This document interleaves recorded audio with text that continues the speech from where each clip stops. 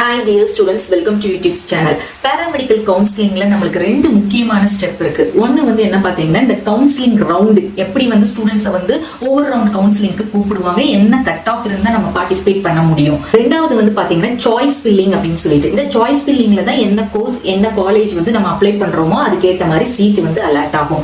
So முக்கியமா இந்த வீடியோல நம்ம பார்க்க போறது எந்த ரவுண்ட்ல கவுன்சிலிங்ல நம்ம கட் ஆஃப் இருந்தா நம்ம பார்ட்டிசிபேட் பண்ண முடியும் அதை பத்தி தான் டீடைல்டா பார்க்க போறோம். கவுன்சிலிங்ல வந்து உங்களுக்கு குறைஞ்சபட்சம் 3 ரவுண்ட் 4 ரவுண்ட் நடக்கும். சீட்ஸ் வேக்கண்டா இருந்தா மாப் அப் ரவுண்ட் அல்லது ரீ அலாட்மெண்ட் கவுன்சிலிங் வந்து கண்டக்ட் பண்ணுவாங்க. இந்த கவுன்சிலிங் ரவுண்ட் எப்படி நடக்கும் அப்படின்னு பாத்தீங்கன்னா ஒவ்வொரு ரவுண்டு 7 to 8 டேஸ் வந்து கண்டக்ட் பண்ணுவாங்க. அந்த இதுல 7 to 8 டேஸ்ல வந்து நீங்க வந்து ஃபர்ஸ்ட் 4 டேஸ் வந்து registration payment and choice filling பண்ணுவீங்க. அதாவது என்ன கோர்ஸ் வேணும் என்ன காலேஜ் வேணும் அப்படிங்கறத நீங்க அப்ளை பண்ணுவீங்க. ஃபர்ஸ்ட் 4 டேஸ் டைம் கொடுப்பாங்க.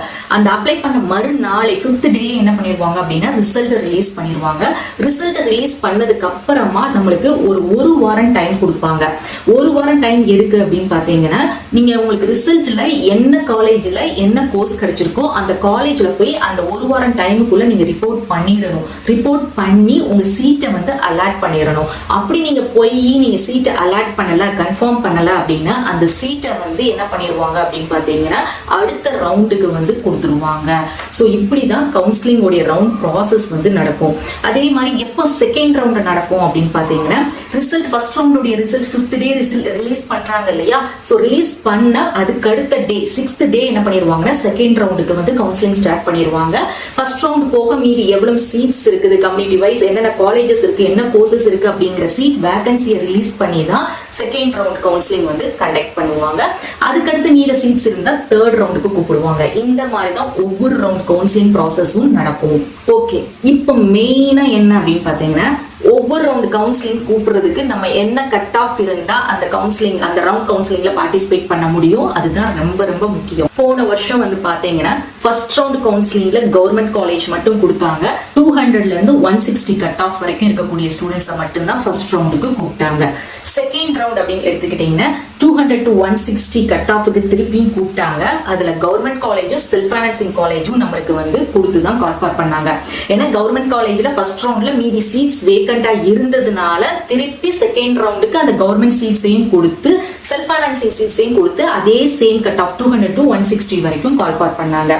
அதுக்கடுத்து ரவுண்ட் 3ல வந்து பாத்தீங்கன்னா நம்மளுக்கு செல்ஃப் ஃபைனான்சிங் காலேஜுக்கு நம்மளுக்கு 159.96ல இருந்து 130 கட் ஆஃப் வரைக்கும் கூப்பிட்டாங்க. ஏன்னா மோஸ்ட்லி அந்த செகண்ட் ரவுண்டோட கவர்மெண்ட் சீட்ஸ் வந்து முடிஞ்சிருச்சு. சோ அதனால நம்மளுக்கு மீதம் இருக்கக்கூடியது செல்ஃப் ஃபைனான்சிங் சீட்ஸ் மட்டும்தான். அதனால 159.96 to 130 கட் ஆஃப் வரைக்கும் தேர்ட் ரவுண்டுக்கு கால்ஃபார் பண்ணாங்க. ஃபோர்த் ரவுண்ட் பாத்தீங்கன்னா 129.79ல இருந்து 75 கட் ஆஃப் வரைக்கும் ஃபோர்த் ரவுண்டுக்கு கால்ஃபார் பண்ணாங்க. சோ இது வந்து போன வருஷம் இந்த கட் ஆஃப் பேசிஸ்ல கால்ஃபார் பண்ணாங்க. சோ இந்த வருஷம் நம்ம எந்த கட் ஆஃப்ல இருக்கக்கூடிய ஸ்டூடெண்ட்ஸை வந்து கூப்பிடுவாங்க அப்படிங்கறத ப்ரெடிக்ட் பண்ணிருக்கோம். சோ ஃபர்ஸ்ட் ரவுண்ட் அப்படின்னு எடுத்துக்கிட்டீங்கன்னா ஒரு 200 to 175 கட் ஆஃப் வரைக்கும் கூப்பிடுறதுக்கு வாய்ப்பு இருக்கு. Both government and self financing colleges ரெண்டையுமே சேர்த்து கொடுக்கறதுக்கும் வாய்ப்பு வந்து இருக்குது. அப்படி இல்ல அப்படின்னா கவர்மெண்ட் காலேஜஸ் மட்டும் அப்படின்னா 200ல 175 கட் ஆஃப் வரைக்கும் கூப்பிடுவாங்க. செகண்ட் ரவுண்ட்ல government and self financing seats வேக்கண்டா இருந்துச்சு அப்படின்னா நம்மளுக்கு 200 to 160 கட் ஆஃப் வரைக்கும் செகண்ட் ரவுண்டுக்கு கூப்பிடுறதுக்கு அதிக வாய்ப்பு இருக்குது. தேர்ட் ரவுண்ட் கண்டிப்பா நடக்கும். 159.96ல இருந்து ஒரு 130 கட் ஆஃப் வரைக்கும் தேர்ட் ரவுண்டுக்கு கூப்பிடுறதுக்கும் சான்ஸ் இருக்கு. அந்த தேர்ட் ரவுண்ட்ல செல்ஃப் ஃபைனான்சிங் காலேஜ் சீட்ஸ் தான் இருக்கும். அதுக்கடுத்து ஃபோர்த் ரவுண்ட் அப்படின்னு எடுத்துக்கிட்டீங்கன்னா 129.79ல இருந்து 75 கட் ஆஃப் வரைக்கும் கூப்பிடுறதுக்கு நம்மளுக்கு இந்த வருஷம் வாய்ப்பு இருக்குது. செல்ஃப் ஃபைனான்சிங் மட்டும்தான் இருக்கும் தேர்ட் ரவுண்ட் அண்ட் ஃபோர்த் ரவுண்ட்ல. ஓகே, போன வருஷம் வந்து இந்த 4 ரவுண்டுமே நடந்து முடிஞ்சு நம்மளுக்கு மீதி சீட்ஸ் வந்து வேக்கண்டா இருந்து மாப் அப் ரவுண்ட் கவுன்சிலிங் வந்து கண்டக்ட் பண்ணாங்க. சோ மாப் அப் ரவுண்ட்ல வந்து பாத்தீங்கன்னா ஃபர்ஸ்ட் வந்து ஒரு 200 to 150 கட் ஆஃப் வரைக்கும் மாப் அப் ரவுண்டோட ஃபர்ஸ்ட்ல 200 to 150 கட் ஆஃப் வரைக்கும் கவர்மெண்ட் காலேஜை மட்டும் கொடுத்து பார்ட்டிசிபேட் பண்ண கூப்பிட்டாங்க. சோ நம்மளுக்கும் இந்த வருஷம் சீட் அப்படி வேக்கண்டா இருந்தா இது நடக்கிறதுக்கு வாய்ப்பு இருக்குது. சோ ஏன் சீட் கவர்மெண்ட் சீட்ஸ் இவ்வளவு வேக்கண்டா மாப் அப் வரைக்கும் வந்திருக்கு அப்படின்னு பாத்தீங்கன்னா நான் சொன்னேன் இல்லையா இந்த கவுன்சிலிங்ல என்ன சீட் கிடைச்சிருக்கு அப்படிங்கிற ஒரு ரிப்போர்ட்டிங் டைம் 1 வீக் கொடுப்பாங்க. அந்த காலேஜ்ல போய் நீங்க சீட்டை வந்து கன்ஃபார்ம் பண்ணி அலாட் பண்ணா மட்டும்தான் உங்களுக்கு வந்து சீட் அலாட் ஆயிருக்கு. அப்படி நீங்க பண்ணல அப்படின்னா அந்த மீதம் இருக்க அந்த சீட்டை வந்து அடுத்த ரவுண்டுக்கு எவ்வளவு சீட்ஸ் கவர்மெண்ட்ல மீதமா இருக்குதோ அந்த சீட்ஸ் எல்லாத்தையுமே அடுத்த ரவுண்டுக்கு வந்து நம்மளுக்கு இந்த மாதிரி கவுன்சிலிங்ல வந்து கொடுத்து பார்ட்டிசிபேட் பண்ண சொல்லிடுவாங்க.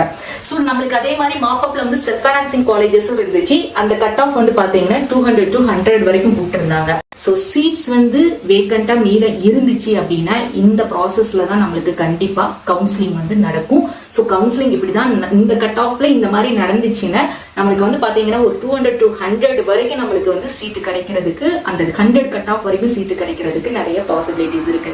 ஸோ இதுக்கு எல்லாம் இந்த மாப் அப் வரைக்கும், இந்த ஃபர்ஸ்ட் ரவுண்ட்ல இருந்து மாப் அப் வரைக்கும் நம்ம வந்து வெயிட் பண்ணணும். ரொம்ப ரொம்ப பேஷன்ஸா வெயிட் பண்ணணும். ஸோ போன வருஷம் நம்மளுக்கு ஆகஸ்ட்ல கவுன்சிலிங் நடந்து அக்டோபர் வரைக்கும் நடந்துச்சு. ஸோ அது வரைக்கும் நம்ம வெயிட் பண்ணா நம்ம வந்து சீட்டை வந்து நம்மளுக்கு கிடைக்கிறதுக்கு சான்சஸ் இருக்குது. ஸோ மை டியர் ஸ்டூடெண்ட்ஸ், இப்போ நீங்க உங்களுக்கு தெரியும் நீங்க எந்த கட் ஆஃப்ல இருக்கீங்க, எந்த ரவுண்ட் ஆஃப் கவுன்சிலிங்ல வருவீங்க அப்படிங்கிறது உங்களுக்கு ஒரு ஐடியா கிடைச்சிருக்கும். ஹோப் உங்களுக்கு இந்த கண்டென்ட் வந்து யூஸ்ஃபுல்லா இருந்துச்சுன்னா ப்ளீஸ் ஷேர் பண்ணுங்க.